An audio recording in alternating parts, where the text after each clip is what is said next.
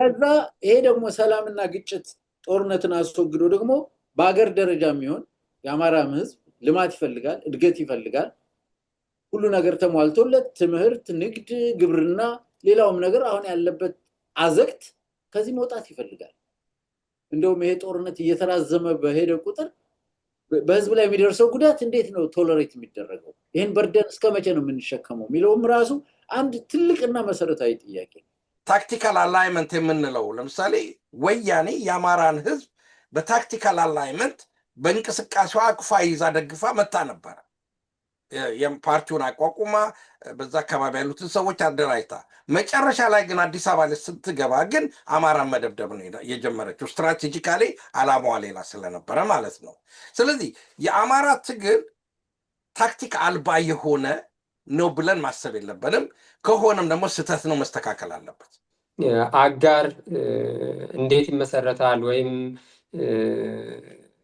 ጠላት ምን እንዴት ይለያል የሚሉ ጉዳዮችን ከማየታችን በፊት ብሔራዊ ስጋትንና ብሔራዊ ጥቅምን ማየት ተገቢ ይመስለኛል።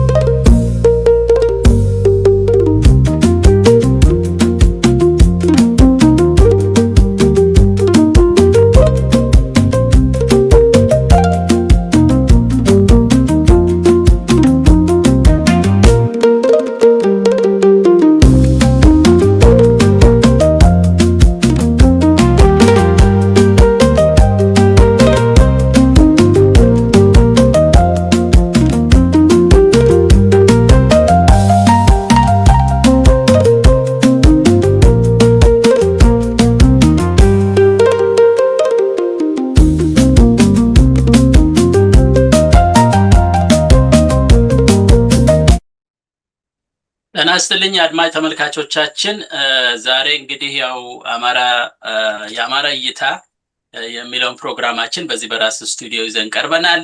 እንግዶቻችን እንደምታያቸው እንግዲህ አንጋፋው ጋዜጠኛ ምናላቸው ዛሬም ከኛ ጋር ነው። እንግዲህ ምናላቸውን ስታዩ እንግዲህ ባለፈው እንዳቀረብነው ትንሽ ከረር ያለ ክርክር ይኖራል ብላችሁ መገመታችሁ እንደማይቀር ነው። ሌላ ጋዜጠኛ ወንድማችንን ከብዙ ጊዜ በኋላ አግኝተነዋል። ጋዜጠኛ ጌጥያ ያለው አለ። የሁል ጊዜ የፖለቲካ ተንታኛችን አቶ ኢያሱ ኤፍሬም እና እኔ ደግሞ አቅራቢያችሁ ሰለሞን አበባ አለን። እንግዲህ ዛሬ የምንነጋገርበት ጉዳይ የሚገለጸው ያው በእንትን ገልጸዋለሁኝ በዚህ ላይ እንደምታዩት ነው። ግን ከዛ በፊት እንደ መግቢያ የሚሆነኝ ነገር አንድ ነገር መናገር እፈልጋለሁኝ።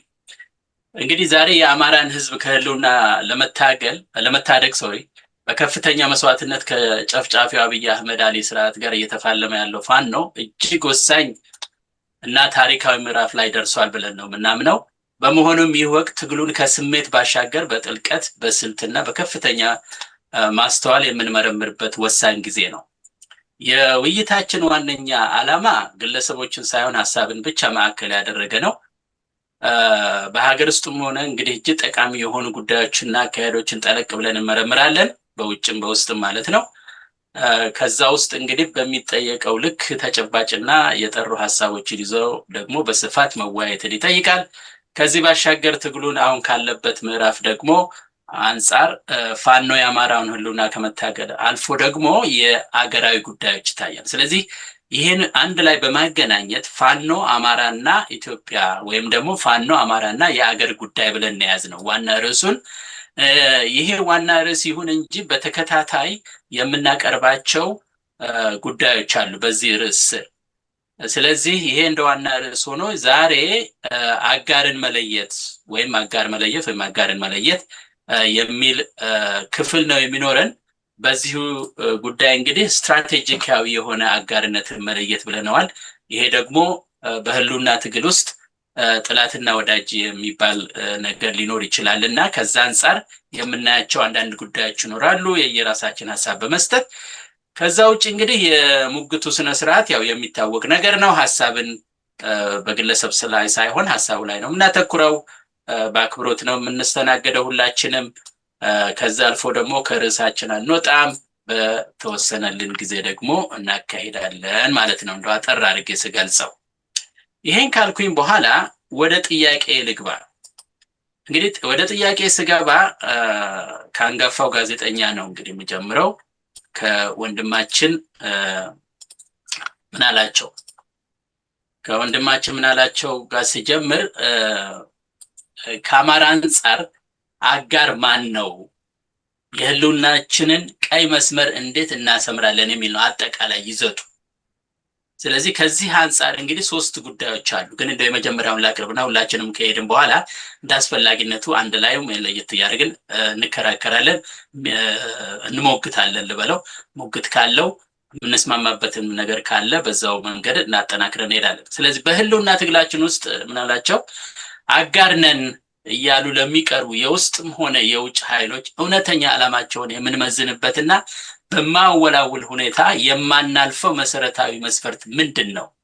አጋር ሲደረግ መቼም መስፈርት ያስፈልግ ይሆናል ብዬ ስላሰብኩ ነውና እስቲ ከዛ አንጻር ያንተን እይታ እንቀበልና እኛም በየግላችን እንግዲህ በየራሳችን የምንለውን እንበልና ጋዜጠኛ ምናላቸው ወደ አንተ ገባ። እሺ አመሰግናለሁ ዶክተር ሰለሞን። ጥያቄው መሰረተ ሐሳቡ በጣም ሰፊ ነው። አጋር ማን ነው ሲባል እንዳልከው መስፈርቶችን አስቀምጠው የአጋርነት መለኪያዎች ተቀምጠው በተለይ ለአማራ ህዝብ አጋር ማን ነው ብሎ በማስቀመጥ ረገድ ከድርጅት ከተቋማት እንዲሁም ከኃይል አሰላለፍ ጋር ተያይዞ ብዙ መሰረተ ሐሳብ ያለው ነገር ስለሆነ ሰፊ ጽንሰ ሐሳብ ነው። ነገር ግን ያንን ባጭር ለማስቀመጥና እንደው ጠቅለል ባለ አነጋገር ለአማራ ህዝብ አጋር ናቸው ምንላቸው ምን አይነት አቋም ያላቸው ነው፣ ምን አይነት ድርጅቶች ነው፣ ምን አይነት የኃይል አሰላለፎች ነው ብለን ማስቀመጥ እንችላለን። እንግዲህ ለሁሉም ነገር መሰረቱ ህዝብ ነው። ህዝብ ሲባል እንግዲህ በተለይ አሁን አማራው እያካሄደው ካለው የህልውና ትግል አንጻር መጀመሪያ የአማራን ህዝብ ነው የማስቀድመው። ማለት ከህልውና ነው የሚጀምረው፣ ከኔነቴ ነው። እንግዲህ ቤተሰብ፣ አካባቢ፣ ወንዝ፣ ከዛ በኋላ ደግሞ እያለ አውራጃ፣ ክፍለ ሀገር እያል ሀገር፣ ከዛም ክፍለ ሀገራዊና ሀገራዊ እስከ ዓለም ዳርቻ ድረስ በሰውነታችን በማንነታችን እንደ ሰው በየደረጃው የምናስቀምጠው ነገር አለ። እኔ ስኖር ነው ስለሌላው የምናገረው፣ ስለሌላውም ምቆመው። ስለዚህ በመጀመሪያ ደረጃ የአማራን ህዝብ መሰረት አድርጌ መናገር ፈልጋለሁ። ከዛ በኋላ ደግሞ ሀገሬን ኢትዮጵያን እና የኢትዮጵያ ህዝብን መላውን ህዝብን መሰረት አድርጌ መናገር ይችላል። ስለዚህ ለአማራው ህዝብ የህልውና አጋር ነው ብዬ የማስበው ከየትም ይምጣ ከየትም አቅጣጫ የአማራን ህዝብ መሰረታዊ መብቶች የሚያከብር የአማራን ህዝብ ህልውና እንደ ሰው ባህሉን፣ ቋንቋውን እና እሴቱን እና ተፈጥሯዊ ማንነቱን የሚያከብር ሁሉ ይህንን አክብሮ ተከባብሮ እስከኖረ ድረስ የአማራን ህዝብ ፍላጎት ጥያቄ እስከተቀበለ እስከመለሰ እስካከበረ ድረስ ማክበር ብቻ ሳይሆን የሚያስከብርም ኃይል ሆኖ እስከመጣ ድረስ ለአማራ ህዝብ አጋር ነው የሚል እምነት አለ። እንግዲህ በዚህ ሁኔታ ውስጥ ሆኖ በኃይል አሰላለፍ በድርጅቶች ወደ ንዑስ ማንነት ገብተን እከሌ ከአማራ ህዝብ ጥቅምና ህልውና አንጻር እንዴት ይመዘናል የሚለውን ነገር በስፋት በዝርዝር እያየ ነው ስንሄድ የምናየው ይመስለኛል። ከዛ በኋላ ደግሞ የጠላት መለየት የጠላት ልየታ ደግሞ የሚያስፈልግም ይመስለኛል። ምክንያቱም አንዳንዴ ነገሮች እየተደበላለቁ ዓላማንና ግብን የሚያዛቡ የአማራን ህዝብን ጥቅም የሚጻረሩ ነገሮች እየተካሄዱ ስለሆነ በስትራቴጂ በስልት ነገሮችን አውቆ ለይቶ አስቀምጦ ግብ አስቀምጦ ይህን ትግል መምራት ማካሄድ ያስፈልጋል የሚል እምነት አለኝ። ዶክተር ሰለሞን በጣም አመሰግናለሁ። እንግዲህ ያው የአማራውን ጉዳይ ወይም የአማራው የተነሳበትን ጉዳይ የሚያከብር ጠቅላላ አብሮ ለመኖርም ሆነ ለምን የተስማማ አይነት ከሆነ ይሆናል ነው እንግዲህ የወደፊቱን ነው ያነሳህልን። በኋላ ጋር ግን እንመጣለን አንዳንድ ጉዳዮች ስላሉ። በተረፈ በጣም አመሰግናለሁ። እስቲ ጋዜጠኛ ጌጥዬ ደግሞ በዚሁ ላይ ቀጥል። እስቲ አንዳንድ ሁላችንም ትንሽ አስተያየት እንስጥና ምንድነው እንደ መስፈርት የምናስቀምጠው ነው የዚህ የአጋርነትን ጉዳይ በተመለከተ ከአማራ አንጻር ነው እንግዲህ ያልኩት። ሶስት አይነት ነገሮች አይደሉም፣ አማራ፣ ፋኖ እና ኢትዮጵያ ነው ነገሩና ከአማራነት አንጻር አጋር የምንለው ማንን ነው? ወይም ደግሞ ለምንድን ነው መስፈርት ወይስ ደግሞ መስፈርቱ ምንድን ነው በሚለው ነው። ጥሩ፣ በጣም አመሰግናለሁ ፕሮፌሰር፣ እግዚአብሔር ይስጥልኝ። ምናላቸው እያሱ፣ በዚህ መልኩ ስለተገናኘን እጅግ በጣም አድርጌ አመሰግናለሁ። ሁላችሁንም የውይይታችሁ አካል ስለሆንኩ ክብር ይሰማኛል። ሁላችሁም በጣም አመሰግናለሁ። በቅድሚያ አንድ መረጃ፣ የዛሬ መረጃ ልጠቁምና ወደ ጠየቀኝ ጥያቄ ልሄድ። ፕሮፌሰር፣ ዛሬ በተለያዩ የአማራ አካባቢዎች አውደ ውጊያዎች ቀጥለው ውለዋል። ከነዚህ መካከል አንዱን በጎጃም መርጦ ለማርያም አቅራቢያ የነበረውን ብቻ ለመጥቀስ ልሞክር። እንግዲህ በዚህ በመርጦ ለማርያም አቅራቢያ ሰኞ ገበያ ከተማ ላይ መሽጎ በሚገኘው የጠላት ሰራዊት ላይ በአካባቢው የሚገኘው የአማራ ፋኖ ብሔራዊ ንቅናቄ የቴዎድሮስ እዝ ጥቃት ሰንዝሯል። በዚህ ማጥቃትም ወደ 50 የሚሆኑ የነፍስ ወከፍ መሳሪያዎችን ማርኳል። እንደዚሁም አንድ ብሬን እና አንድ ደግሞ ዲሽቃ የቡድን የጦር መሳሪያዎችን እንደዚሁ መማረኩን ሰምቻለሁ። ከዚህ በተጨማሪ በርከት ያሉ የጠላት ሰራዊት አባላት ሙትና ቁስለኛ ተደርገዋል። በተለይ 12 የሚሆኑት በሰኞ ገበያ ሚካኤል ደብር ቀብራቸው መፈጸሙንም ጭምር የአካባቢው ነዋሪዎችም አረጋግጠዋል። እንግዲህ ሌሎች የተደመሰሱ የሰራዊት አባላትም አሉ፣ ግን ቁጥራቸው ምን ያህል እንደሆነ አልታወቀም። ይህንን ዘገባ ባጠናቀርኩበት ጊዜ 17 የሚሆኑ በተመሳሳይ በፋኖ ተማርከዋል። በአሁኑ ሰዓት ሰኞ ገበያ መሽጎ የነበረው የጠላት ሰራዊት ሰኞ ገበያ ከተማውን ለቆ በፍርሃት ምክንያት ማለት ነው ወደ ጉናጉና የሚባል እዛው ከሰኞ ገበያ አቅራቢያ ተራራማ ቦታ አለ፣ ወደ ጉናጉና ሰፍሯል። መርጦ ለማርያም የሚገኘው የጠላት ሰራዊትም በዚህ ምክንያት ሽብር ላይ እንዳለ ማለትም እየተጨነቀ እንደሆነ ነው መረጃዎች የሚያመላክቱት። ተጨማሪ ኃይል ከግንደ ወይንም እንደዚሁም ከመርጦ ለማርያም በማምጣት ይህንን አካባቢ ለመቆጣጠር እስከ ደብረገነት ድረስ እስከ ደብረ መድኃኒት ድረስ ለመቆጣጠር ጥረት አድርጎ ነበረ፣ ግን አልተሳካለትም። አሁንም በአካባቢው ውጥረቱ እንደቀጠለ ነው የሚገኘው። ወደ አጀንዳችን ስንሄድ እንግዲህ አጋር እንዴት ይመሰረታል ወይም ጠላት ምን እንዴት ይለያል የሚሉ ጉዳዮችን ከማየታችን በፊት ብሔራዊ ስጋትንና ብሔራዊ ጥቅምን ማየት ተገቢ ይመስለኛል። የአማራ ሕዝብ እንደ ሕዝብ ብሔራዊ ስጋት የሚላቸው አሁን ለመኖሩ ለህልውናው ስጋት የሆኑ አካላት አሉ። እነዚህን መለየት በቅድሚያ የሚያስፈልግ ይመስለኛል። ከዛ ቀጥሎ ደግሞ ብሔራዊ ጥቅሜስ ምንድን ነው? ማስጠበቅ የሚፈልገው በዚህ የትጥቅ ትግል እንቅስቃሴ ውስጥ ማሳካት የሚፈልገው ብሔራዊ ጥቅምስ ምንድን ነው የሚሉ ነገሮችን መለየት በጣም ቅድሚያ ሊሰጠው የሚገባ ጉዳይ ነው ብዬ አስባለሁ። ይህንን ከለየ በኋላ ጠላቴ ማን ነው፣ አጋሬ ማን ነው፣ ደግሞ ጠላትም አጋርም ያልሆነ ገለልተኛ ጎረቤቴ ማን ነው የሚለውን ለመበየን በጣም ቀላል ይሆንለታል። ብሔራዊ ስጋቱ የሆነ ምንም ጥያቄ የለውም ጠላቱ ይሆናል ማለት ነው። ብሔራዊ ስጋቱ ያልሆነ ማንኛውም አካል ደግሞ የእሱን ብሔራዊ ጥቅሞች እስካልነካ ድረስ አጋሩ ሊሆን የሚችልበት እድል ይኖራል። እንግዲህ ከዚህ ውጭ ሊነሱ የሚችሉ የታሪክ፣ የሞራል፣ የፍትህ፣ የህግ የመሳሰሉ ጉዳዮች ሊነሱ ይችላሉ። ግን እነዚህን ሁሉ ትተን አሁን ማሸነፍ ብቻ ነው የሚታየን የሚሉ አካላትም ጭምር ስላሉ ማሸነፍን ታሳቢ አድርገን ግን እነዛን በኮቴሽን ውስጥ ይዤ የፍትህ፣ የህግ እንደ ሞራል ጉዳዮችን፣ የታሪክ ጉዳዮችን በትምህርተ ጥቅስ ውስጥ ይዤ ማሸነፍን ብቻ ኢላማ አድርጌ ነው አሁን እያወራሁ እየተናገርኩ ያለሁት። ስለዚህ ከማሸነፍ አኳያ ብሔራዊ ጥቅምን ማይጋፋ ሁሉ አጋር ሊሆን የሚችልበት እድል አለ። ከዚህ አኳያ የአማራ ህዝብ በተለይም ደግሞ የአማራ ፋኖ አጋር ማን ነው? ጠላትስ ማን ነው? ከነማን ጋር ጌጥዬ እዚች ላይ እስቲ ግልጽ እንድታደርገው ነው። ብሔራዊ ጥቅም ስትል የትኛውን ነው የምትገልጸው? አማራውን ነው ወይስ ኢትዮጵያን ነው? እንዴት ነው? አይ አማራውን አማራ አኳያ እሱ ማለት ግልጽ እንዲደረግ ነው። እሺ ከኢትዮጵያ አኳያ አይደለም፣ ከአማራ ፍላጎትና ከአማራ ጥያቄዎች አኳያ ማለት ነው። እንደ ሀገር ቆጥሬው አይደለም፣ አማራን እንደ ህዝብ ነው፣ እንደ ሀገር አይደለም ብሔራዊ ስም። ስለዚህ አማራን ነፍጥ ያስነሳው ወደ ትግል ያስገባው ጉዳይ አለ። የመላው ኢትዮጵያ ምክንያት ያልሆነ ግን የአማራ ምክንያት ብቻ የሆነ አለ። ሌላው ኢትዮጵያዊም በተወሰነ መልኩ ሊጋራው የሚችለው ጉዳይ አለ። ከዛ አኳያ ነው የአማራ ስጋቶች እና ጥቅሞች የምላቸው። ስለዚህ ከነዚህ አኳያ የአማራን ወይም የፋኖን ጠላት አጋርና ገለልተኛ ጎረቤቶችን ለመበየን በቅድሚያ ተዋንያኑን መለየት፣ አክተሮቹን መለየት ተገቢ ይመስለኛል። የሚቀጥለው ስቴፕ የሚሆነው ይሄ ነው።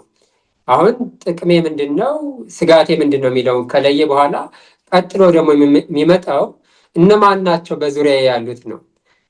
አክተሮቹ እነማን ናቸው የሚለውን መለየት ያስፈልጋል።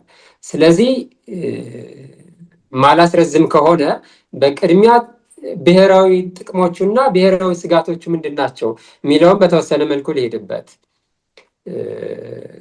ብሔራዊ ጥቅሙ የመጀመሪያው ጉዳይ ህልውናውን ማስከበር ነው። ከዛ በዘለለ እንደማናቸውም ኢትዮጵያውያን በወርድና ቁመቱ ልክ ሀገሪቱ ካላት ሀብት ንብረት፣ ሀገሪቱ ካላት የፖለቲካ ስልጣን ምን በጠቅላላ ተካፋይ መሆን ነው።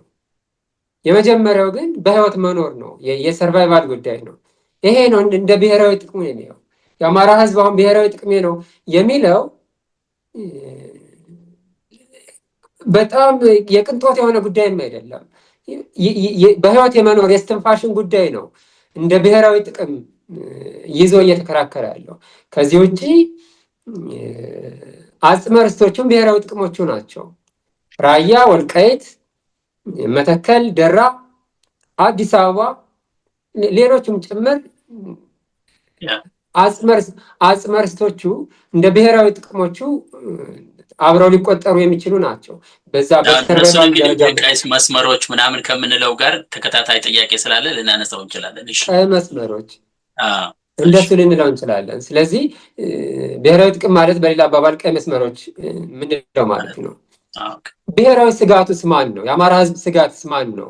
ምንድን ነው ስጋቱ ካልን አንደኛው ስጋቱ ከአዲስ አበባ የሚመጣበት የአብይ አህመድ የብልጽግና አገዛዝ ነው። በህይወት አትኖርም ብሎ የዘር ፍጅት አዋጅ ያወጀበት በጅምላ እየጨፈጨፈው ያለው ይህ አገዛዝ ነው የመጀመሪያው ብሔራዊ ስጋቱ። ቀጥሎ ወያኔም ስጋቱ ነው። ይህንን አሁን 4 ኪሎ ያለውን ስርዓተ መንግስት ወልዶ የሰጠ ህገ መንግስት ቀርጾ የሰጠ የፌዴራል ስርዓት ቀርጾ የሰጠ ዛሬም ደግሞ ቀርጾ የሰጠና የሄደ ብቻ አይደለም፣ በትናንት ታሪኩ ብቻ አይደለም። ዛሬም የምገነጠለው የአማራን መሬት ይዤ ነው፣ የምገነጠለው አማራን አድቅቄ ነው፣ ሀገር የሚመሰርተው በአማራ መቃብር ላይ ነው ጭምር የሚል ወያኔ አለ። ስለዚህ ወያኔም ሌላኛው ብሔራዊ ስጋት ነው። እነዚህ ናቸው ግንባር ቀደሞች ብሔራዊ ስጋቶች። አሁን ወደ ተዋናዮቹ እንሄድ። በቀጠናው ያሉ ልመለስበት ወይስ ልቀጥል?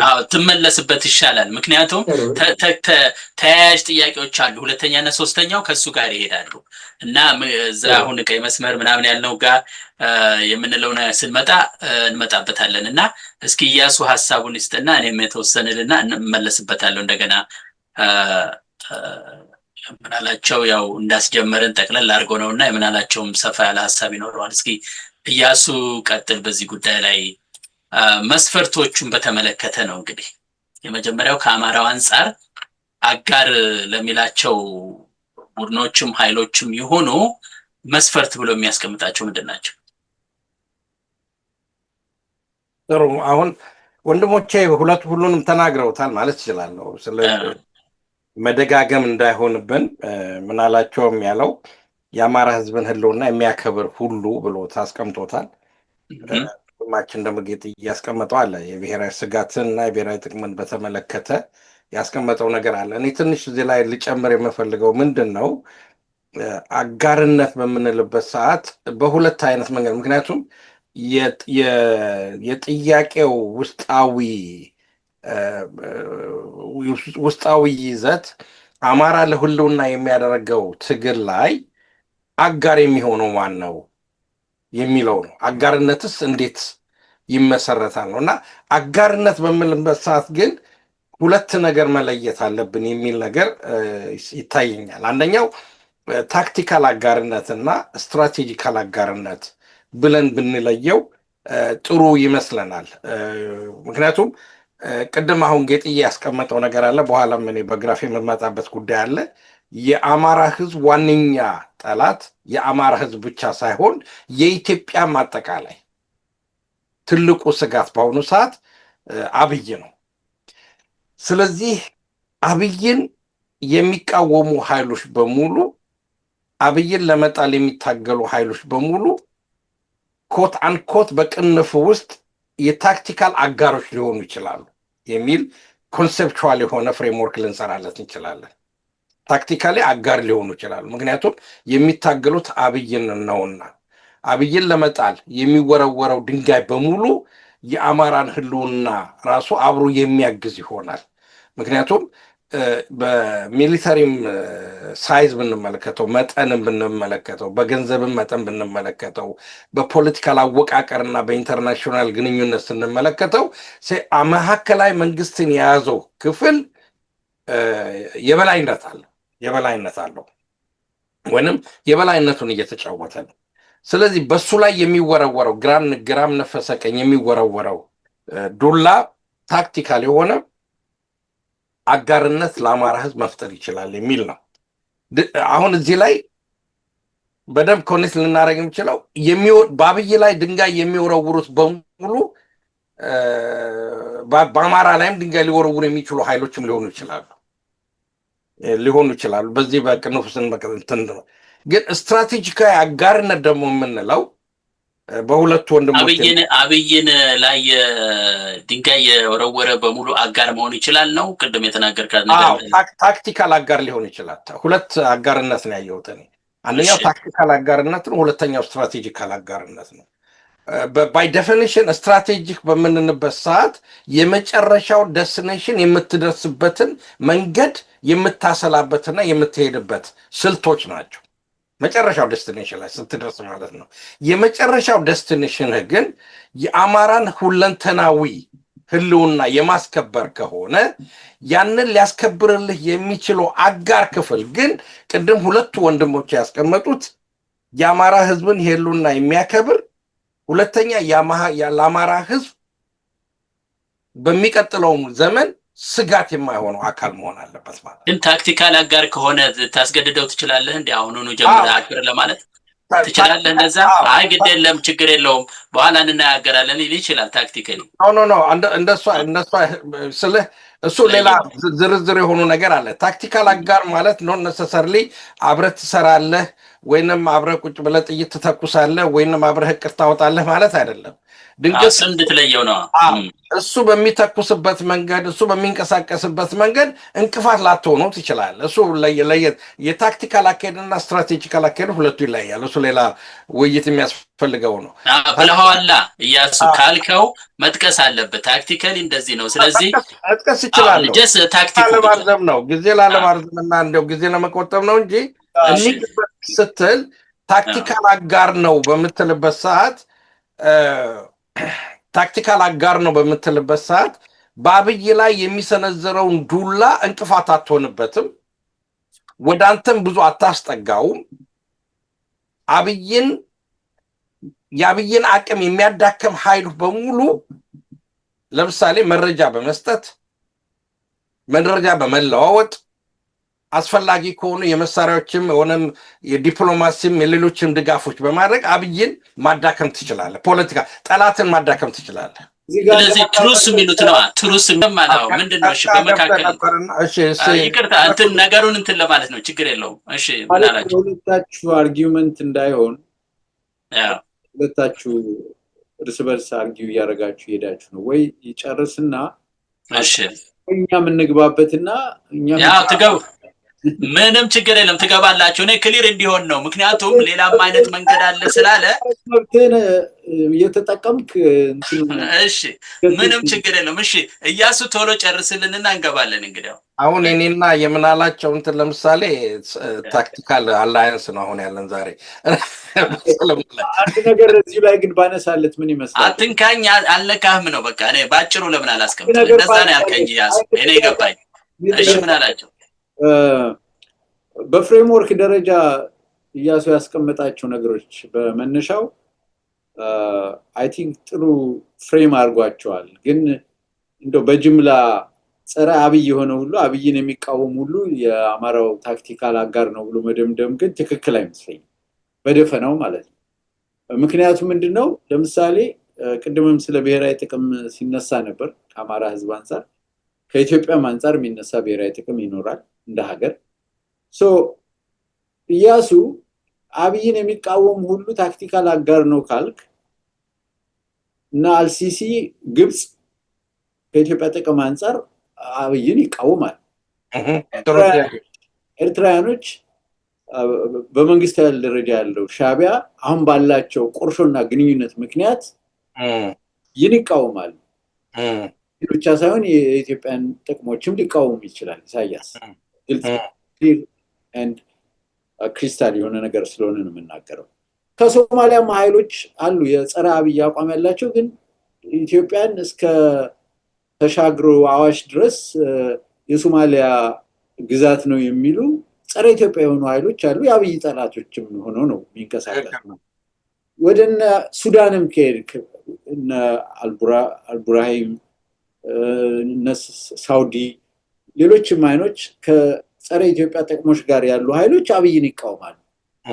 ኃይሎች ታክቲካል የአማራው አጋር ናቸው ማለት እንችላለን ወይ? በደፈናው ስላስቀመጥከው ነው። ጥሩ ጥያቄ ነው። ላብራራ።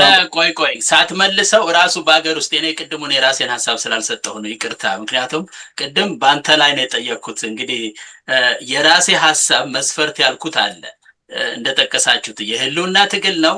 ያንን የህልውና ትግል መሆኑን ግን የተቀበለ መሆን አለበት። አንደኛ አጋር ስትል እሱን በይፋ በተግባር የተቀበለና ያወገዘ ሲሆን ነው እኔ አጋር ምለው። አንድ አለበለዚያ ግን ይሄ ሁላችንም ተበድለናል የሚል ነገር በተለይ በአሁኑ ሰዓት ያስቸገረን እሱ ነው። ሁሉም ተበድሏል፣ አማራም ተበድሏል፣ አማራ ብቻ አይደለም ሌላውም አለ የሚል ማድበስበሻ ነው የሚመስለኝ እያሱ ለኔም ቢሆን። ስለዚህ ይሄ ማድበስበስ ነገር ሌላ ችግር እንዳይፈጥርብን ቅልብጭ ያለ አጋርነት ላይ ብንወያይ ጥሩ ነው እና ይችን ቶሎ ቋጭተህ ወደሚቀጥለው። እሺ መጀመሪያ ምን አላቸው ያለውን ልመልስ በቀጥታ። ምን አላቸው ያለውን ለመመለስ ምንድነው የምንነጋገረው? በአገር ውስጥ ስላለው አጋርነት መሰለኝ። እንደዛ ነው። በውጭ ሀገር ስላለው አጋርነት የአገር ህልውና ጋር የተያዘ ጉዳይ ስለሆነ አብይን የተቃወመ ሁሉ የኢትዮጵያ ወዳጅ ነው፣ የኛ አማራ ወዳጅ ነው ብለን ልናስበው ልንመዘግበው አንችልም። በዛ ላይ ስለዚህ በዛ ደረጃ ላይ የግብፅን ለምሳሌ በጣም ከሺህ ዓመት ጀምሮ ያለ የራስ ፍላጎታቸው ስለምናውቀው የፈለገ ነገር ቢሆን ታክቲካል አላያንስ ላይሆን ይችላሉ። ግን እያንዳንዱ አገር በየራሱ ሁኔታና በየጊዜው የሚመዘን ነው። ለምሳሌ አሁን የኤርትራን ጉዳይ አንስታል። እርግጥ ነው ኤርትራን የራሳቸው ቬስትድ ኢንተረስት አላቸው። በኢትዮጵያ ውስጥ የተፈጠረው የፖለቲካ ችግር ሁሉ አንዱ ምንጩ እዛ ጋ ነው ብለን የምንከራከር ሰዎች ነን። በግል የምከራከር ሰዎች ነን። ነገር ግን አሁን ባለው የጂኦፖለቲክስ አካሄድ በተለይ የአማራ ፋኖን በተመለከተ በዲፕሎማሲም ደረጃ በወታደራዊም ደረጃ በፋይናንስም ደረጃ በተለያየ ደረጃ ጥቅሙን በሚያስጠብቅ ደረጃ ታክቲካል አጋር ሊሆን የሚችልበት ሁኔታ አለ። አስሎንጋስ እነሱ ወደኛ ካልመጡ እኛም ወደሱ እነሱ ካስካልሄደንና የራሳችንን ባውንደሪ እስካበጀን ድረስ ማለት ነው። ስለዚህ የዓለም አቀፉ ሁኔታ በየራሱ መመዘን ያለበት ነገር ነው። ለምሳሌ አልሽባብ ለምሳሌ አለ። አልሽባብ በሶማሊያ አለ። የአብይ ጠላት ሊሆን ይችላል እና ታክቲካል አላያንስ ነው ከአብይ ጋር ከኛ ጋር ብለን ልናስበው አንችልም። ምክንያቱም ሌሎች ሌየሮች አሉ ምንመዝንባቸው። ስለዚህ ከዛ አንጻር ነው የምንመለከተው። ስለዚህ አሁን እኔ አጋርነትን የሚመለከተው ሰለሞን ባስቀመጥከው ቁልጭ ባለ መንገዱ ለምሳሌ አሁን በኢትዮጵያ ውስጥ ለምሳሌ አሁን በትግራይ ውስጥ ብዙ የፖለቲካ ድርጅቶች አሉ። ባይቶና ምናምን የሚባሉ ብዙ የፖለቲካ ድርጅቶች አሉ። ፍትህ ይፈልጋሉ፣ ከአብይ ጋር ይታገላሉ። በኦሮሚያም ብዙ የተለያዩ የፖለቲካ ድርጅቶች አሉ እና ከነዚህ የፖለቲካል ድርጅቶች ጋራ ታክቲካል አላያንስ መፍጠሩ ለአማራ ትግል ይጠቅመዋል እንጂ አይጎዳውም የሚል ነው። ምክንያቱም ዞሮ ዞሮ ለምሳሌ የአማራው ትግል ሰምሮና ሰክቶ በሚሄድበት ሰዓት ከነዚህ ኃይሎች ጋር ቁጭ ብሎ መነጋገርና መደራደር የሀገራዊ መፍትሄ መፈለግም ውሳኔዎች ሊደርስ ይችላል፣ መድረስም አለበት። ስለዚህ ከአሁኑ ጀምሮ ታክቲካል አላያንስ መኖር አለበት። ስትራቴጂክ አላያንስ በምንልበት ሰዓት ግን ፒክቸሩ የተለየ ነው። ስትራቴጂካል አላያንስ ማለት ከአንተ ጋር ውህድ ሁሉ ፈጥሮ አብሮ የሚታገለው አካል ማለት ነው። ያ ደግሞ ቅድም ሁለት ወንድሞች ያስቀመጡትን መስፈርቶች ያሟላ መሆን አለበት። አመሰግናለሁ። እሺ አመሰግናለሁ። እንግዲህ ይሄኛውን ሞር በአማራ ህዝብ ላይ እንዳለ በጥቅሉ ነው ያስቀመጥነው እና ወደ ፋኖ ደግሞ እንመጣለን። ገና ስልታዊ ስብብር የሚለው ላይ ወደ ሁለተኛው ጥያቄያችን እንመጣለን። ግን ከዛ በፊት ሁላችንም ቶሎ ቶሎ በሁለት ደቂቃ እንድንሄድበት የምንፈልግ ከዚህ ጋር የተያያዘ ነገር አለ። አንደኛው የጠቀሳችሁትም ቢሆን ትንሽ እንደ ሰመሪ ብታስቀምጡልኝ ጥሩ ነው። ምክንያቱም ተያያዥነት ያላቸው ጥያቄዎች ናቸው ብያለሁኝ እና እነዚህ ተያያዦች ምንድን ነው? አንደኛው አማራው እንደ ህዝብ እንግዲህ የህዝብ አጋሪ ነው ብሎ ለመፈረጅ ምን ማረጋገጫ? እንግዲህ ህዝብ ነው የምናወራው ወይስ የህልውና አደጋ ስላንዣበበብን ብቻ እንበል? እንደኛ በችግር ውስጥ ያሉ ማህበረሰብ ሁሉ የኛ አጋር ነው። እንግዲህ ቅድም እያሱም የተናገረው ነገር እዚህ ላይ ይሄዳል አብሮና ብለን በጅምላን እንደመደብ እንችላለን ወይ ነው አንድ እሱ ነው። ሁለተኛው አብሮ ከዚህ ጋር ተያያዥነት ያለው የዚህ የአማራ ህልውናን የሚያረጋግጡ ኃላፊነት ሙሉ በሙሉ እንግዲህ ከአብራኩ በወጡ ልጆች በፋኖ ነው። እንግዲህ እኔም እስከማምነው ጊዜ ድረስ አንድ እሱ ነው ያለው፣ ከዛ ውጭ የለም። ስለዚህ በዚህ ወሳኝ ወቅት እንግዲህ ከሌሎች ኃይሎች አጋርነት ሲፈጠር ምን ብየዋለሁ እዚህ ጋር ዞሮ ዞሮ ተመሳሳይ ነው ብያቸዋለሁ። ወደ ድርድር የማያቀርባቸው የአማራው የህልውና ዋስትና ጉዳዮቹ የትኞቹ ናቸው? ምክንያቱም እኔ ይሄን ደጋግሜ የምጠይቀው ምንድነው በጣም አስፈላጊ ነው። በቃ ዋስትና ይሄ ነው። ሁሉም አማራ በዚህ ትግል የሚያምን በሙሉ እነዚህ ናቸው ዋስትና ብሎ ሁልጊዜ መናገር ካልቻለ ሁልጊዜ ይደበላለቃል ነገሩ። እሱን ለማጥራት ፈልጌ ነውና አሁን መድረኩ እንግዲህ የጋዜጠኛ ምናላቸው ነው። ከዛ ጋዜጠኛ ጌጥዬ ትቀጥላለህ። እነዚህ ሁለቱ ጉዳዮች የተያያዙት። ኦኬ እኔ ማየው እንዴት ነው ነገሩን በተለይ ቅድም ከተቀመጠው የአማራ አጋር ናቸው ሊባሉ የሚችሉ የጸረ አብይ አቋም ያላቸው ሁሉም አደረጃጀቶች በሀገር ውስጥ በሚል አሁን አስቀምጦ ለይቶ የተናገራቸው ነገሮች አሉ እያሱ እና እነዚህም ኃይሎች ሁሉም ናቸው ብሎ መፈረጅ በጣም አስቸጋሪ ይመስለኛል።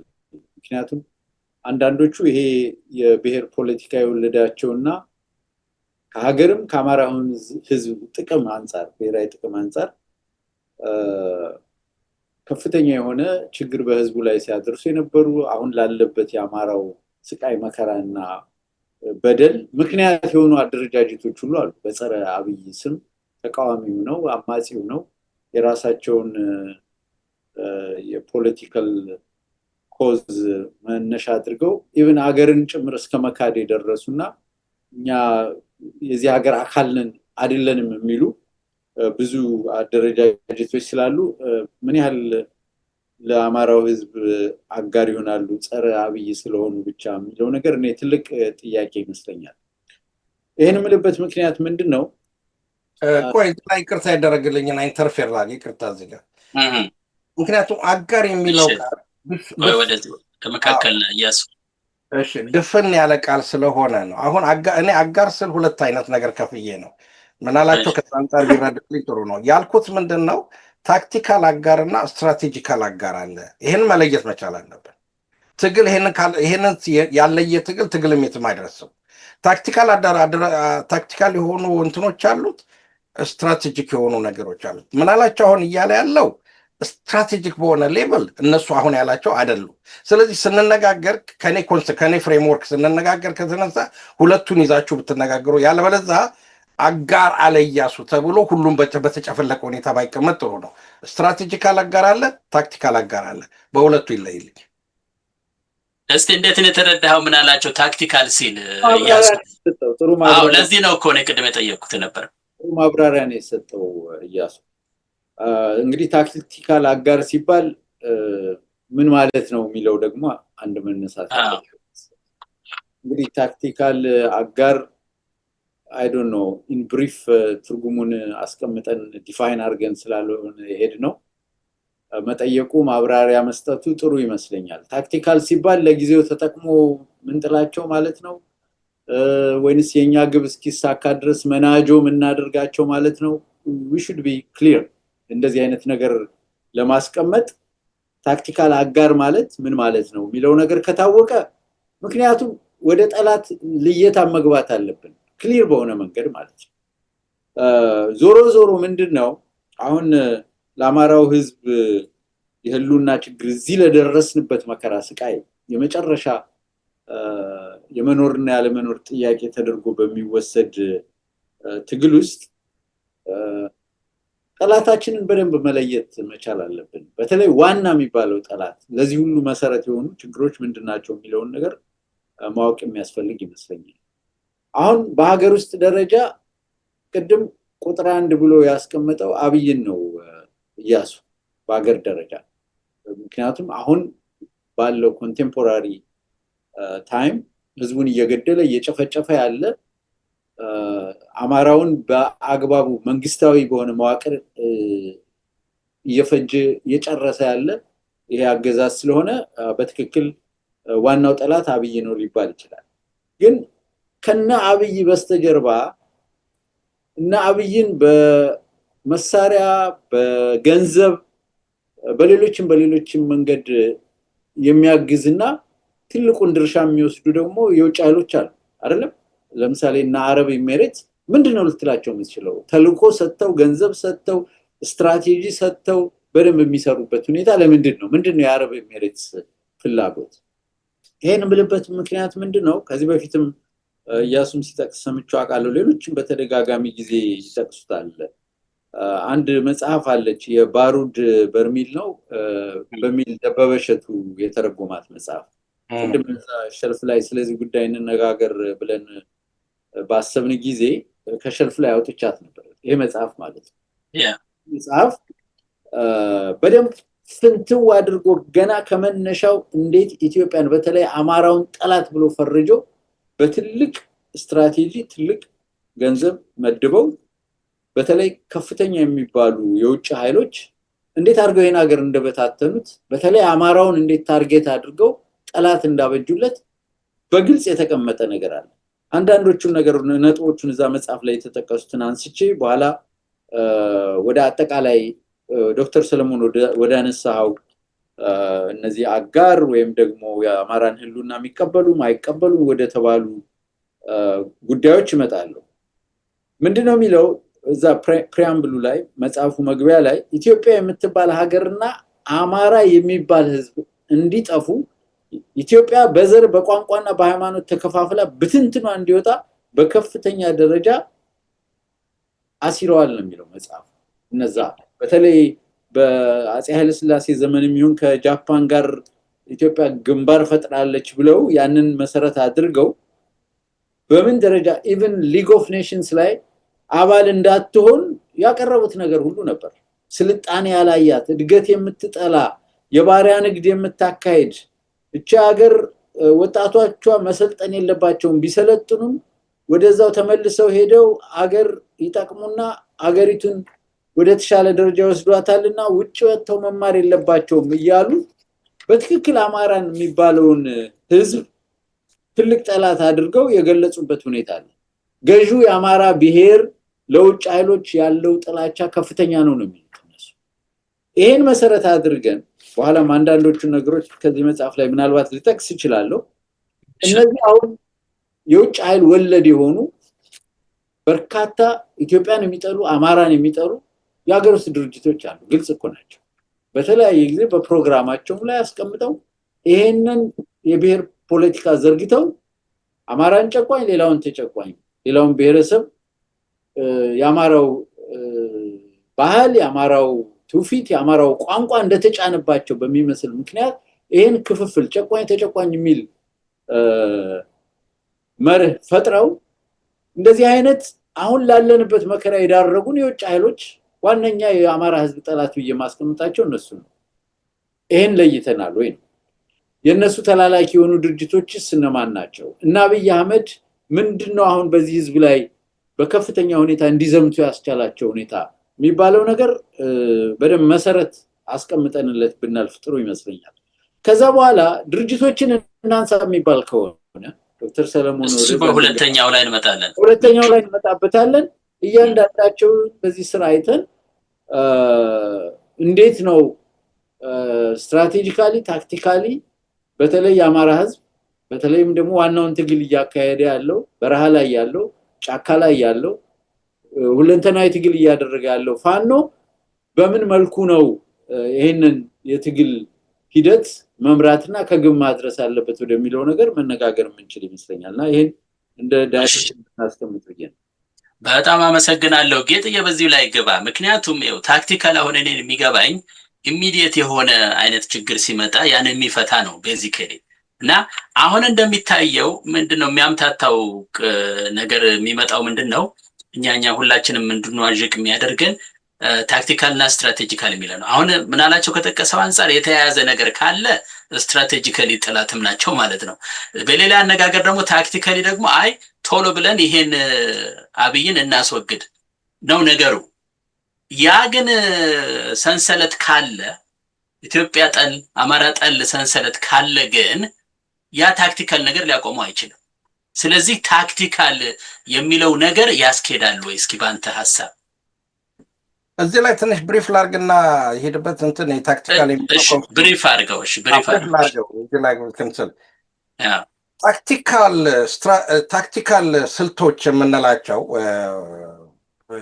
ስልቶች የምንላቸው ረጅሙን ግብህን ሊያስደርጉ የሚችሉና በጉዞ መካከል በማይል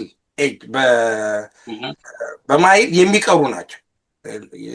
አሁን በስራ ላይም እንደዛ አይነት ነገር ታክቲካል የሆኑ ነገሮች አሉ፣ የምትፈጽማቸው ነገሮች አሉ። ለምሳሌ አንድ ካምፓኒ በቢዝነስ ለው አንድ ካምፓኒ ለተወሰነ ጊዜ ሎስን ሊወስድ ይችላል። ፒውር ሎስ ሊወስድ ይችላል። ታክቲካሊ ማለት ለምሳሌ አዲስ ፕሮዳክት ሲያወጣ ሆም ብሎ ፕሮዳክቱን በርካሽ ይሸጠዋል፣ በሎስ ማለት ነው። ማለት ኦፖነንቱ ከማርኬት እስኪወጣ ድረስ ማለት ነው። ሞሜንት ኦፖነንቱ ከማርኬት ሲወጣለት ፕራይሱን ይጨምራል ማለት ነው። ስለዚህ ያ ታክቲክ የተወሰነ ማይሌጅ አስኪዶታል። ከዛ በኋላ ስትራቴጂውን ይፈጽማል ማለት ነው።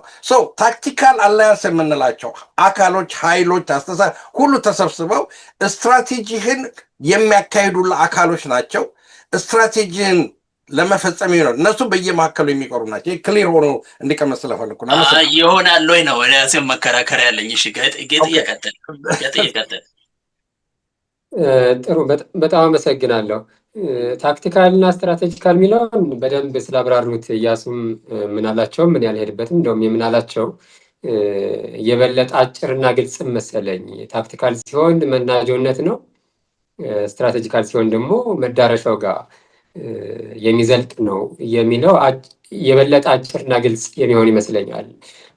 እና እሱን ይዘን እኔም አእምሮ ውስጥ ያለው እሱ ስለሆነ ማለት ነው እሱን ይዘን ትልቁ ጉዳይ ግን አሁንም ብሔራዊ ጥቅምንና ብሔራዊ ስጋትን መለየቱ ላይ ነው። ብሔራዊ ጥቅማችንን ካስቀመጥን ስትራቴጂካሊ ግባችንን አስቀመጥን ማለት ነው። ስለዚህ እዛ ግባችን ጋር አብሮን የሚሄድ ካለ ስትራቴጂካል አጋር ሆኖ መቀጠል የሚችልበት እድል ይኖራል። አሁን በአማራ ጉዳይ እንደዛ አለ ወይ ስንል እሱ ሌላ ጉዳይ ነው። ታክቲካል ደግሞ እዛ ብሔራዊ ጥቅማችን ብሔራዊ ግባችን ድረስ አይደርስም። የራሱ ጥቅም አለው፣ የራሱ ግብ አለው። የእኛ መዳረሻው አይደለም፣ ግን መንገዳችን የጋራ ነው፣ ጎዳናውን እንጋራለን። ያ ማለት ነው። ስለዚህ ከዚህ አኳያ እኔ በጣም ኮንፊውዥን ውስጥም እንዳንገባ ግልጽ የሚያደርግልን የበለጠ ተዋንያኑን መዘርዘሩ ነው። አስቀድሞ ከአማራ ፋኖ ጥቅምና ስጋቶች አኳያ እነማን አጋር ይሆናሉ፣ እነማን ደግሞ አጋር አይሆኑም የሚለውን ለመበየን በቅድሚያ እነማን ናቸው ተዋንያኑ፣ በአጠገቡ ያሉት በዙሪያው ያሉት እነማን ናቸው የሚለውን መለየት ያለብን ይመስለኛል። ይሄ ከሀገር ውስጥ ከሀገር ውጭ ምን ሳንል ከውጭም ከውስጥም ያሉትን ሁሉ መዘርዘር ተገቢ ጭምር ይመስለኛል እና ከዚህ አኳያ አሁን በቅርብ ያለው በተለይ ብዙ ሰው ህሊና ውስጥ ብዙ ሰው አእምሮ ውስጥ ያለው አንደኛው ወያኔ ነው። በእነ ደብረጽዮን የሚመራው ወያኔ ነው። ከአማራ ፋኖ በቅርብ ርቀት ያለ አጋር ይፈጥራል ወይ ስጋት ይሆናል ምን ተብሎ የሚታሰበው ይሄ ነው። ሁለተኛው ሻዕቢያ ነው፣ ኤርትራ። በሶስተኛ ደረጃ ሱዳን አለ፣ የአልቡርሃን ሱዳን፣ የአርኤስኤፍ ሳይሆን የአልቡርሃን ሱዳን አለ። ከዛ ውጭ ያሉት እነ ኦነግ ሸኔ እንደዚህ የመሳሰሉት ናቸው። እነሱ ያው ያን ያህል አቅምም ያላቸው ስላልሆኑ ብዙም እኔ ትኩረት አልሰጣቸውም፣ ግን አብረው ሊታሰቡ የሚችሉ ናቸው። ከዚህ አኳያ አሁን ቅድም የአማራን ህዝብ ብሔራዊ ጥቅምና ብሔራዊ ስጋቶች ገለጽን አይደል? ቀጥሎ አጠገባችን ያሉ ተዋንያንስ ብሔራዊ ጥቅማቸው ምንድን ነው? ሊያሳኩ የሚፈልጉት ነገር ምንድን ነው? ብሔራዊ ስጋት ብለው የበየኑትስ ነገር ምንድን ነው? እኛን በስጋትነት ያዩናል ወይ? ፋኖን በስጋትነት ያያሉ ወይ? የእኛ ብሔራዊ ጥቅም የሆነ ከነሱ ብሔራዊ ጥቅም ጋር አይጋጭም፣ ተመሳሳይ ነው ወይ? የእነሱ ብሔራዊ ጥቅም ከኛ ጋር አይጋጭም ወይ የሚለውን ደግሞ ማጥናት መበየን ያስፈልጋል።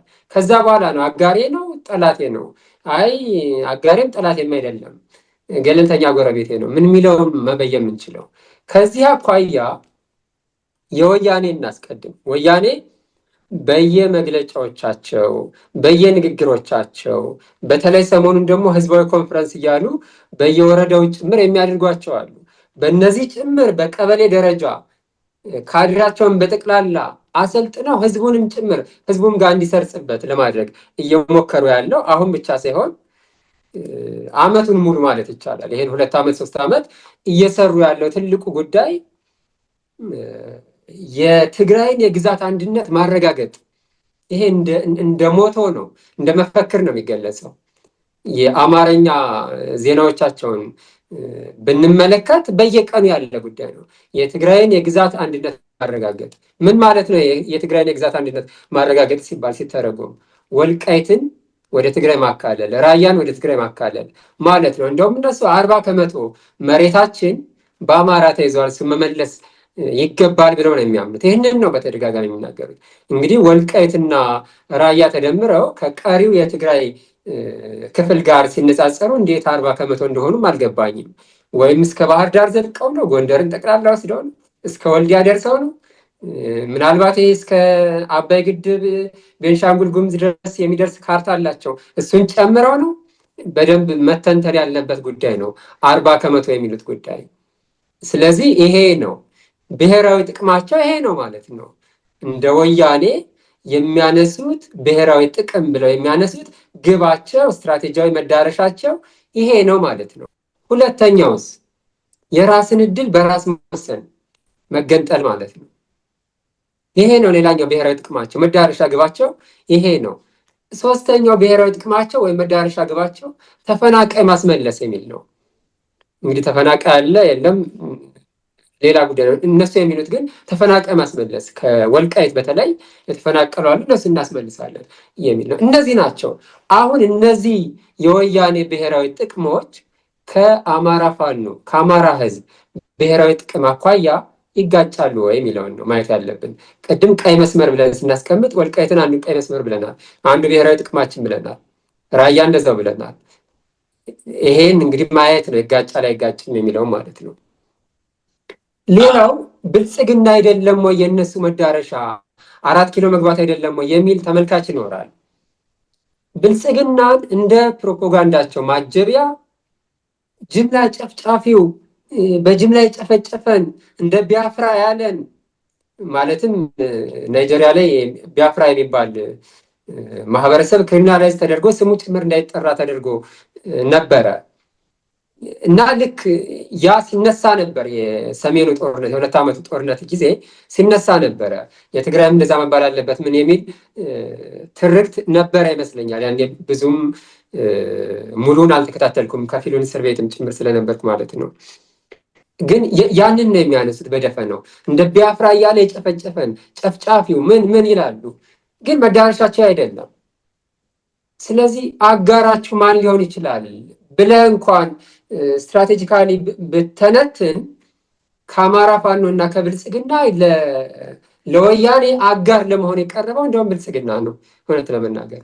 ምክንያቱም እነሱ ናቸው ተገንጠሉ በአንቀጽ 39 መሰረት ተቀምጦላቸዋል አትገነጠሉ እያሉ የሚናገሩት እነ ብርሃኑ ጁላ ናቸው እና አዳነች አቤቤ ናቸው። የብልጽግና አገዛዝ ትግራይ ተገነጠለ አልተገነጠለም ያን ያህል ግድ የሚሰጠው አይመስለኝም እውነት ለመናገር ከራሱ ብሔራዊ ጥቅምና መዳረሻ አኳያ ማለት ነው። ኢትዮጵያም እንደ ሀገር እንድትቀጥል ምን ያን ያህል የሚሳሳ ስላልሆነ ይደርስባታል የሚላት በተለይ ኦነጋውያን ይዘውት የመጡት የኦሮሚያ ሪፐብሊክ ምን አለች እሷን ታሳቢ በማድረግ አማራውን ነው እንደ ስጋት የሚቆጥሩት። ከቀኝም ከግራ አማራው ከደቀቀላቸው ምንም ስጋት ውስጥ የሚገቡ አይመስለኝም። አሁን ለጊዜው ነው ያን ሳናመቻች ዛሬውን ቢገነጠሉ ግን ይጠነክሩብናል። የቤት ስራችንን በአግባቡ ሰርተን አልጨረስንም። ገና የማፍረስ ደረጃ ላይ ነን። የኦነጋውያን የትግል ደረጃ ስቴፕ አለው። እስከዛሬ የመጡበት ይሄ ቄሮን ማነሳሳት፣ ስልጣን መያዝ ምን ማለት፣ ከዛ ስልጣን ከያዙ በኋላ ደግሞ የነበረችዋን ኢትዮጵያ እንደ አዲስ ማፍረስ እና እንደ አዲስ መገንባት። ማፍረስ ማለት ባህሉን፣ ታሪኩን፣ ፖለቲካዊ ስሪቱን መናድ ማለት ነው። ዝም ብሎ መሬቱን መቆፈር ምን ማቃጠል ላይሆን ይችላል። ያን መናድ ማለት ነው። ያን እያደረጉ ነው አሁን እያደረጉ ነው።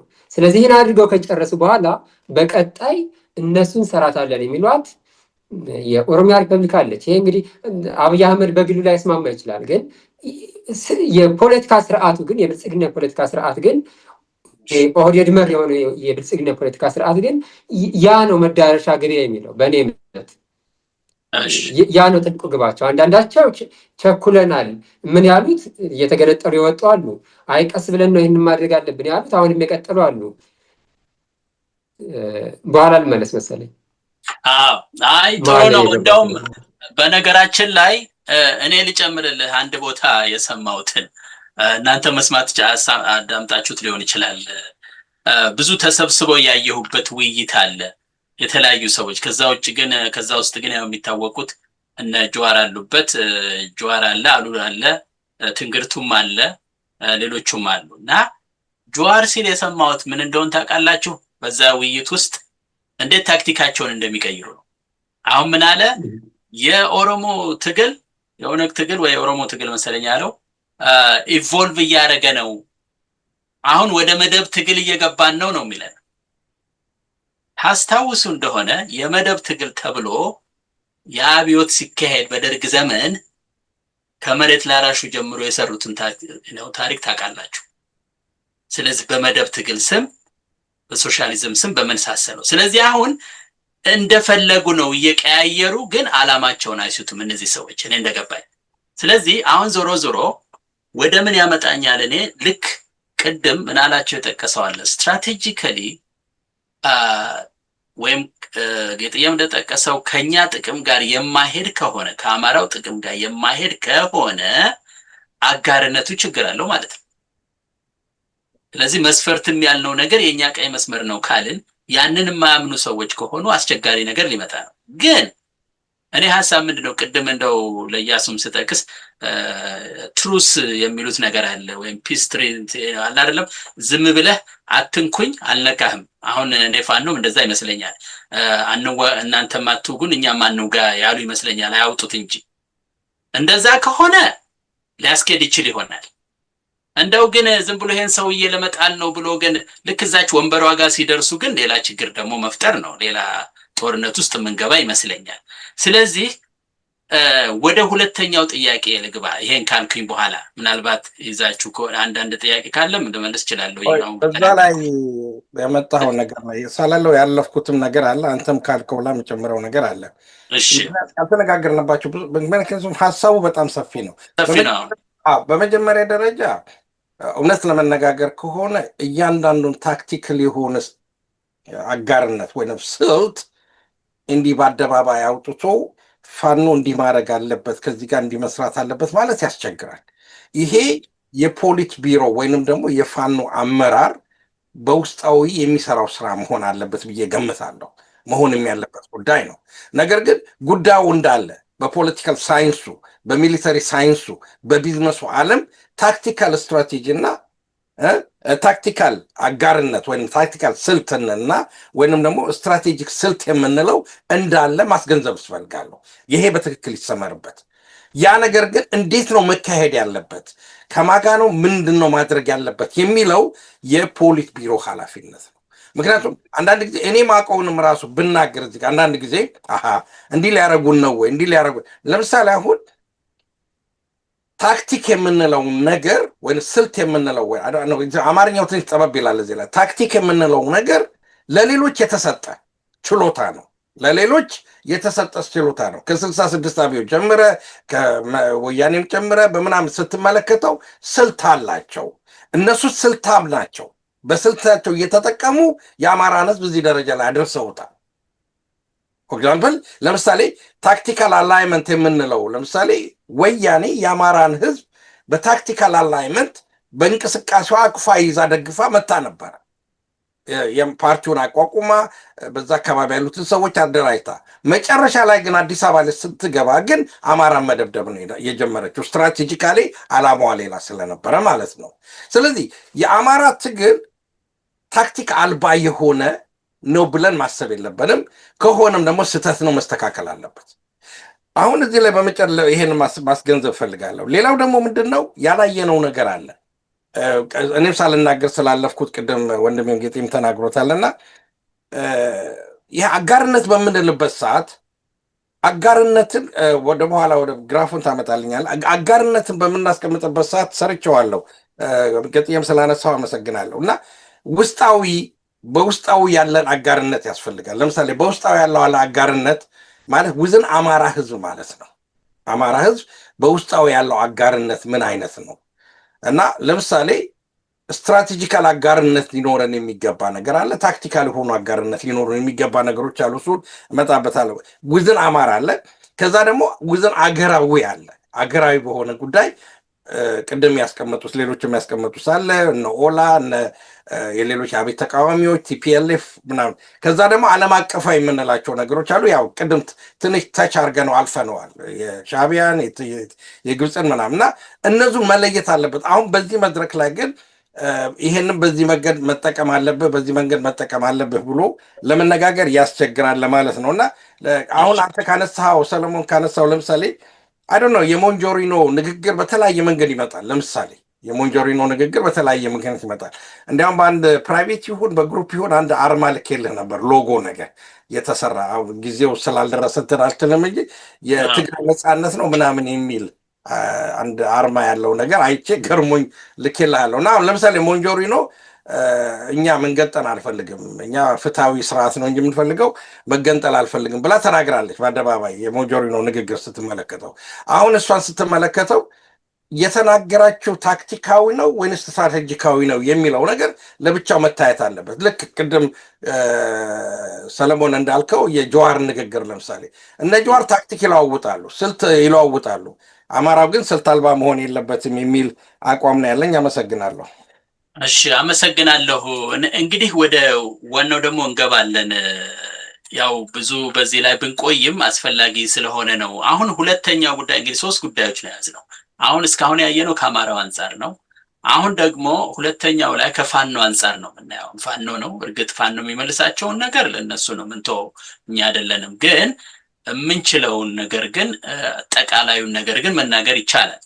ለምሳሌ አሁን እንግዲህ አሁን ወደ ስልታዊ ትብብር ሊመጣ ነው፣ ያ ቀይ መስመር ሊመጣ ነው እና እንግዲህ ቅድም የተነጋገርንበትን አስቡ። የአማራውን ስትራቴጂካሊም ነው ታክቲካሊም የምትሉትን ነገር እንዳለ መረዳታችሁን ይዛችሁ ወደዚህ ስንመጣ እንግዲህ ላለፉት 3 ዓመታት እንግዲህ ደሙን ሲያፈስ የቆመ ነው፣ መስዋዕት ሲሆን የቆየ ነው።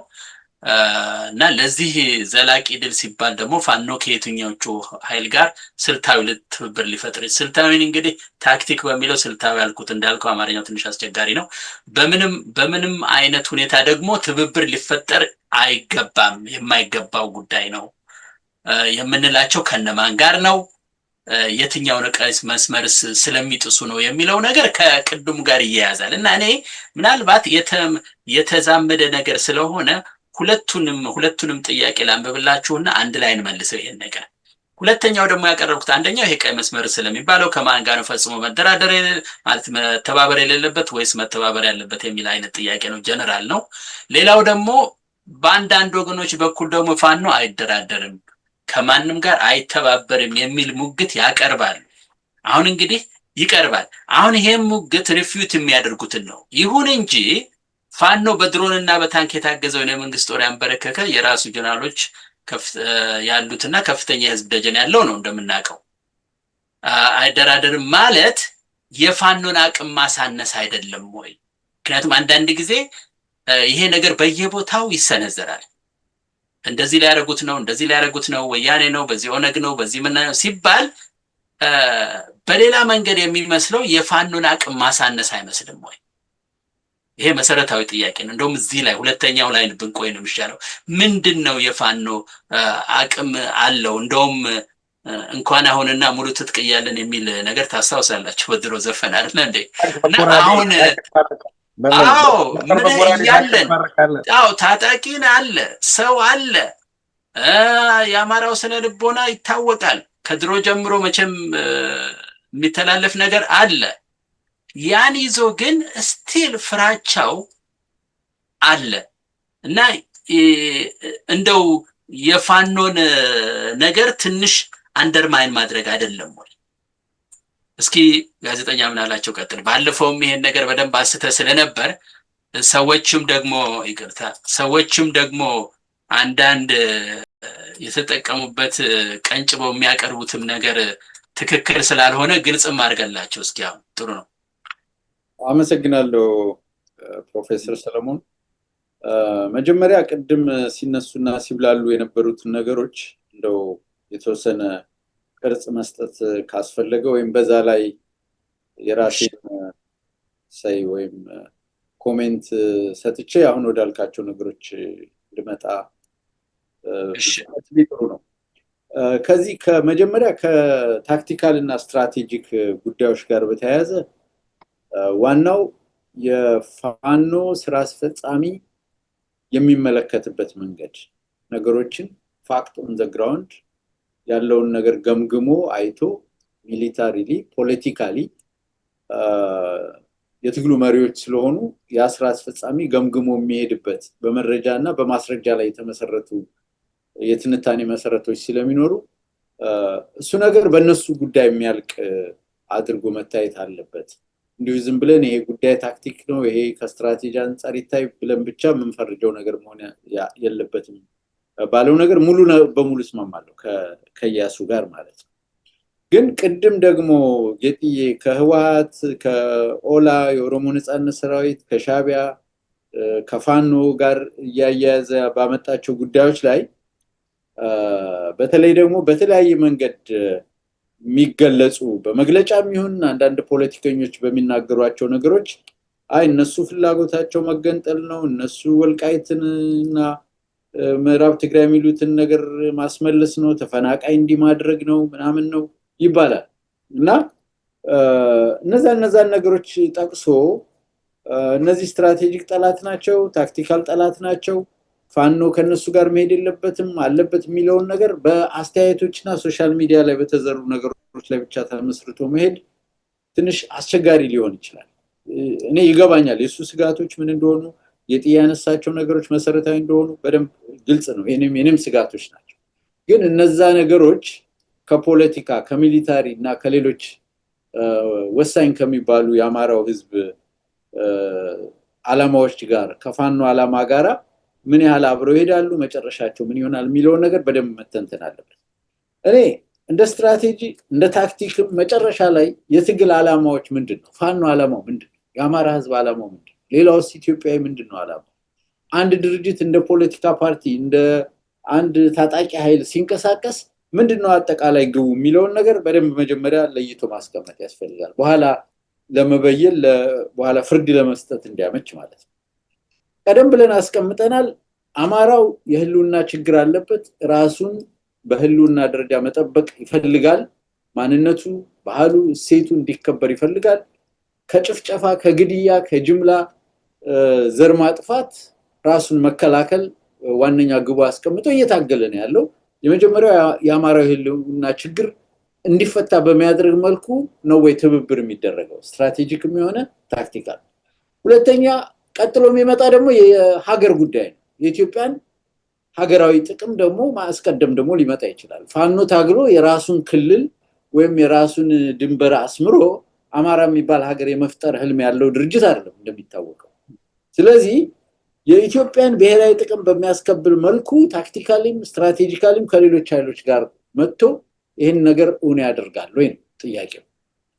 በኋላ ጌጥያ ያነሳቸውን ነገሮችን መመለስ የሚቻለው ከዚህ አኳያ ሁሉ መታየት ሲጀምር፣ ከዛ በኋላ ደግሞ እንደ አንድ ስርዓት እንደ ስርዓተ መንግስት የኢትዮጵያን ህዝብ መሰረታዊ መብቶች ማክበርና ማስከበር የሚችል ኃይል መንግስት ስርዓተ መንግስት መፍጠር ይቻላል ወይ ነው። ከማንም ኃይል ጋር ከማንም ጋር አብረህ መተህ እነዚህን ማስከበር መቻል ይቻላል ወይ የሚለው ነው። ከዛ በኋላ ደግሞ ሁሌ በጦርነት መቀጠል የለብንም። ሁሌ ግጭት መኖር የለበትም። ሁሌ ሞት መኖር የለበትም። ህዝቦች በሰላም መኖር ይፈልጋሉ፣ ህዝብ የሚባለው ነገር ማለት ነው። ስለዚህ ሰላም ለመፍጠር ከምትተባበራቸው ከነዚህ ታክቲካሊም ስትራቴጂካሊም ከምታገኛቸው አጋራት ጋር በአገር ደረጃ በኋላ ላይ ይሄ አብይ የሚባለው የጋራ ጠላት ከተወገደ በኋላ ግጭትን ጦርነትን አስወግዶ ሰላም መፍጠር ይቻላል ወይ የሚለውም ጥያቄ ምልክት መግባት አለበት። ስሌቱ ከዚህ ነው መመንጨት ያለበት። አብረህ ተመልሰው ምን አላቸው? በመካከል በገባ ተከተል ነው። ቆይ በመካከል ላነሳው ይችላል ጥያቄ ነው ተናግረዋል። አለፍከው። ቆይ ለአንዲት ነጥብ ብቻ ነው። እሺ ከዛ ይሄ ደግሞ ሰላምና ግጭት ጦርነትን አስወግዶ ደግሞ በአገር ደረጃ የሚሆን የአማራ ህዝብ ልማት ይፈልጋል፣ እድገት ይፈልጋል። ሁሉ ነገር ተሟልቶለት ትምህርት፣ ንግድ፣ ግብርና፣ ሌላውም ነገር አሁን ያለበት አዘቅት ከዚህ መውጣት ይፈልጋል። እንደውም ይሄ ጦርነት እየተራዘመ በሄደ ቁጥር በህዝብ ላይ የሚደርሰው ጉዳት እንዴት ነው ቶለሬት የሚደረገው? ይሄን በርደን እስከመቼ ነው የምንሸከመው የሚለውም ራሱ አንድ ትልቅና መሰረታዊ ጥያቄ ነው። ፋኖ ታግሎ ይሄን ህዝብ ነፃ የማያወጣ ከሆነና የህዝብ መከራ ብሶት አባብሶ ታሪክ ሆኖ የሚቀር ከሆነ ትልቅ የታሪክ ምን ብዬ ልግለጸው፣ በቃ በጣም አሳፋሪ ነገር ይሆናል ማለት ነው። ለትውልዳችንም ለራሳችንም ከፍተኛ የሆነ ሀፍረት ተከናንበን እንቀራለን ማለት ነው። ይሄ ትግል ማሸነፍ አለበት፣ ድል ማምጣት አለበት፣ ህዝብ ከዚህ መከራ መውጣት አለበት። ግን እስከ መቼ ነው በርደኑ የሚሸከመው የሚለውም ደግሞ አብረን እየጠየቅን መሄድ መቻል ያለብን ይመስለኛል። ነገር ግን ከነዚህ መሰረታዊ ጉዳዮች ወጥቶ ከማንም ጋር ተባብረ ከማንም ጋር ታክቲካሊም ስትራቴጂካሊም ተገናኝተ ተባብረ ግብህ ስልጣን ላይ መውጣትና የአብይን ስርዓት ለመድገም ከሆነ ትላንት ተረኝነት እያልን ከህወሓት ወደ ኦህዴድ ከኦህዴድ ወደ ሌላ ብሔር ማንም ይመጣ ማን የኛንም ማህበረሰብ ጨምሮ ወደ ስልጣን ከመጣ በኋላ በተረኝነት እነዚህን መሰረታዊ መብቶች ሳታስከብር ጦርነትን፣ ግጭትን፣ መከፋፈልን፣ የሰብአዊ መብት ረገጣን አምጥተ ያንን አዙሪት ለማስቀጠል ከሆነ ከማንም ጋር ታክቲካሊም ስትራቴጂካሊም ካልተባበርክ ያው ከድጡ ወደ ማጡ እንመጣለን ማለት ነው። ያ ታሪክ እንዲደገም ማንም ይፈልግ አይመስለኝም። እኔ በግሌ አልፈልግም። ስለዚህ አሁን የጠቀስናቸው በተለይ ቅድም የጥዬ ሲያነሳቸው የነበሩ ወደ ነጥቡ ስለመጣ ማለት ነው አሉ የሚባሉ ኃይሎች ብልጽግና አለ፣ አብይ አህመድ አለ፣ ህወሓት አለ፣ ፋኖ አለ፣ የኦሮሞ ነጻነት ሰራዊት አለ፣ ሻዕቢያ አለ። በኢትዮጵያ ጉዳይ ላይ በአንድም በሌላም መልኩ ይገባል ይወጣል። ከበስተጀርባም የሚያደርገው ነገር አለ። ከዛ በመለስ ደግሞ የውጭ ኃይሎች አሉ። ይህንን አጋጣሚ ተጠቅመው እንደ ሀገር እንዳንቀጥል እንድንበታተን ቀደም ብዬ የጠቀስኩት የውጭ ጠላቶች ዋነኛ የዚህ ሁሉ መከራ ምንጭ የሆኑ ሰዎች ሌሎች የታጠቁ የብሔር አካላትን ጨምረው ያገዙ በቤኒሻንጉል በጋምቤላ አሉ እኮ በየቦታው ነፃዎች የሚባሉ በእነዚህ እና በመሳሰሉ ኃይሎች የሚመሩ የሚታገዙ እነዚህም ሁሉ ስላሉ አሁን ከህወሓት ጋር ስተባበር ምንም አይነት ዓላማ ግብ ያስቀምጥ ከኦሮሞ ነፃነት ሰራዊት ጋር ስተባበር ምንድነው መሰረታዊ ትግል ዓላማቸው? ቅድም ጌትዬ ያለውን ነገር ማስቀመጥ ያስፈልጋል። ጌትዬ ባለው መንገድ ያንን ነገር ለመፈጸም የሚመጡ ከሆነ እነዚህ ከታክቲካዊ አጋሪነት ይልቅ ወደ ስትራቴጂክ ጠላትነት ይሻገራሉ ማለት ነው። ምክንያቱም አይ መስመር ያላችሁት ነገር አለ፣ የርስት ጉዳይ አለ፣ ወልቃይት አለ፣ ህዝብ ማንነቱ ተክዶ መከራ ደርሶበት አማራነቱን የተነጠቀበት በአገዛዝ ዘመናቸው ሆን ብለው መሬት ቆርሰው ብዙ ነገር ያደረጉበት ሁኔታ ስላለ አሁንም ያን ነገር በአብይ አህመድ ጠላትነትና በቴክኒካል አጋርነት ስም እነዚህን ነገሮች ለመውሰድ ከአማራ ጋር እንተባበር ከሆነ አይሰራም። በምንም አይነት ነገር አይሰራም፣ ሊሰራም አይችልም። ሌላውንም ነገር የኦሮሞ ነፃነት ሰራዊት ለህዝብ መብትና ለጋራ የህዝቦች ደህንነትና መብት የሚታገል ከሆነ አብሬው አጋር ሆናለሁ። የትላንቱን ነገር ልረሳ እችላለሁ። የህወሓትንም ነገር የትላንቱን ነገር ልሰራ እችላለሁ። ለውጥ ካለ የእውነት መሰረታዊ የሆኑ የፖለቲካ የህዝብ መብቶችንና የኢትዮጵያን ጥቅሞች የማስቀደም ጉዳይ ካለ እኔ ብቻ ገዝቼ እኔ ብቻ እንደፈለኩ ያስገደልኩ መስዋዕትነት ያስከፈልኩ በህዝብ ህይወት ደም ነግጄ ስልጣን ላይ እወጣለሁ የራሴን አገዛዝ ፈጥራለሁ ምትል ከሆነ ነገ ሀገር መመስረት አይቻልም። ስለዚህ እነዚህን ጉዳዮች የሚተነትኑበት መንገድ አላቸው። የአማራ ፋኖ ህዝባዊ ንቅናቄ አመራር መጠየቅ ያለባቸው እነዚህ ጉዳዮች እነዚህን ደግሞ ይስቷቸዋል ብያላ።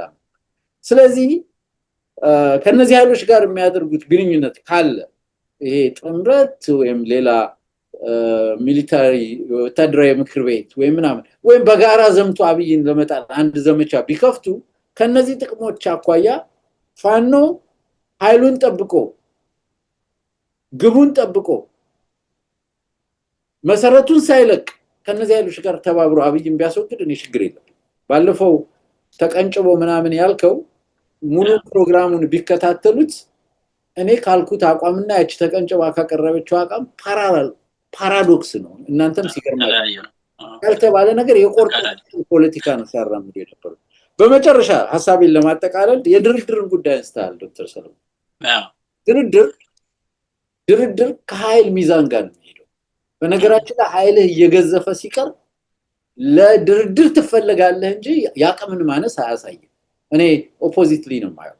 እንደውም ፋኖ ድርድር ጠል አይደለም። ማንም የአማራ ህዝብ ጉዳዮች በድርድርና በሰላማዊ መንገድ ቢያልቁ ማንም ሰው አይጠላም። ጠበንጃ ነካሽነት ጉዳይ አይደለም ሌሎች እንደሚሉት፣ ወይም ኃይልን በጉልበቴ አስገብሬ በጉልበቴ ገዛሃለሁ የሚል ፖለቲካ አይደለም እየተራመደ ያለው። የህልውና ጉዳይ ነው ሲባል ፓወር ከህልውና ጋር ስለሚያያዝ ነው። ስለዚህ የድርድርን አስፈላጊነት የምታየው ከኃይል ሚዛን ጋር ፋኖ ለትክክለኛ ድርድር መቅረብ ካለበት አሁን ከምትለው ዶክተር ሰለሞን ከምትለው ኃይል በላይ ኃይሉን አጠናክሮ የድርድር ነጥቦችን ቅድመ ሁኔታዎችን ወይም ደግሞ ቀይ መስመሮችን አስከብረህ አቻውነ ስትደራደር ነው በኃይል ሚዛን ምክንያት ማለት ነው ወደ መፍትሄ የምትመጣው። ለምንድን ነው የምለው? ድርድሮች እኮ ለመጀመር አንዳንድ ጉዳዮች ይከፈቱና ውይይቶች ይጀምራሉ። እኔ ማቃቸው ጉዳዮች ስላሉ ማለት ነው። ምንድነው የሚሆነው? ድርድር ሲባል ገዢው ፓርቲ አብይ አህመድ ምንድነው የሚለው? ፋኖን እንደ ሽፍታ ነው የሚቆጥሩት። በጣም ያሳዝናል። የህዝቡን ፍላጎት የህዝቡን የትግል ኮዝ ለምን የሁሉ መስዋዕትነት ተከፍሎ እዚህ እንደተደረሰ ሙልጭ አድርገው ክደው ምን ይላሉ? ለድርድር ዝግጁ ነን ይሉና ዲዲአር ከተቀበላችሁ ለድርድር እንዘጋጃለን። እኮ ድርድር አይደለም አርመመንት ዲሞቢላይዜሽን እና ሪሃቢሊቴሽንን ከተቀበላችሁ ፕሪቶሪያ ሊደግሙብን ነው የሚፈልጉት በወያኔ ላይ እንዳደረጉት። እንደገና ደግሞ የህዝብን ጥያቄ ከመመለስ ይልቅ መጀመሪያ ህገ መንግስቱን አክብሩና ለድርድር እንቀመጥ፣ በህገ መንግስቱ ማዕቀፍ ስር ነው የምንደራደር ይላል። በማን ህገ መንግስት? ይሄ ወያኔ ጠፍጥፎ በሰራውና የአንድ ፓርቲ ፕሮግራም ተደርጎ በህዝብ ላይ የተጫነውን ህገ መንግስት ነው። ያን ህገ መንግስት ደግሞ ራሱ አያከብረው።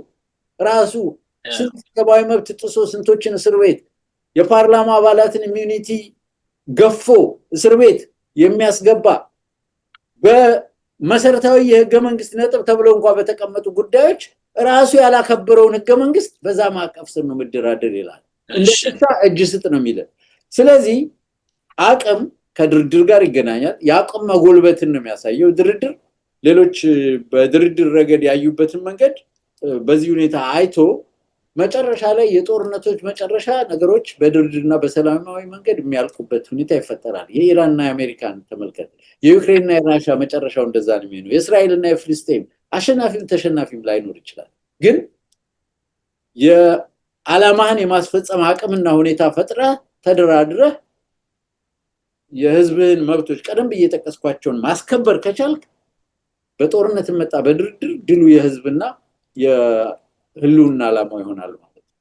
እሺ ለነገሩ እኔ የድርድርን ጉዳይ ያነሳሁት እንደዛ ብለው አይደራደርም ብለው በተለይ ከኔ ከአብይ ጋር ምንም ድርድር ይካሄድ የሚል እምነትም የለኝም። እሱ መውደቅ ነው ያለበት ብዬ ነው ማምነው እኔ በግሌ። ድርድር ብዬ ያነሳሁት ምናልባት ግልጽ ላላረኩ ነው እንጂ ከሌሎች ከሚታገሉ ኃይሎች ከምንላቸው ጋር የሚደረገውን ድርድር ሌሎች በስጋት ያዩታል። ከማንም ጋር መደራደር የለበትም ምናምን ሲባል ምናልባት የፋኖን አቅም ማሳነስ አይሆንም ወይ ነው። እሱን ገልጸኸዋል። ግን አንድ ነገር እኔ በመካከል ልጠይቅህ የነበረው ምናላቸው ምንድነው እንደው ባጭሩ እንትን እንድል ነው። አሁን እንዳይጨፋጨፍ ለማድረግ ምናምን ሲባል ይሄ የወደፊቱን ነው የምናየው። እንደውም አንድ ቦታ ላይ የኋላውን ልረሳው እንችላለን ያልክ መሰለኝ። ከሆነ አስተካክለው።